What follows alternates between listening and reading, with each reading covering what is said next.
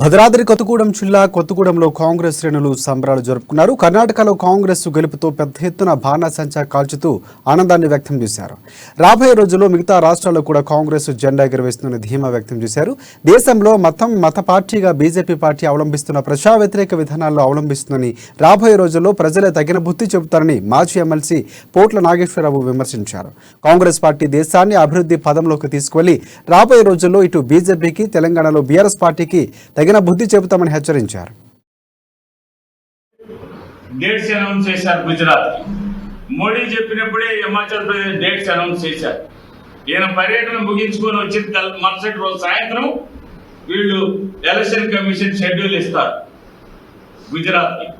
అంటే election commission కూడా మోడీ ప్రభుత్వంలో చేతుల్లో కీలుబొమ్మలాగా మారిపోయింది.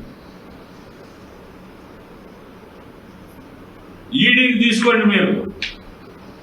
ఇవాళ డీకే శివకుమార్ ని ఎన్నిసార్లు ఈడీ అరెస్ట్ చేసిందో ఒకసారి మీరు అర్థం చేసుకోండి.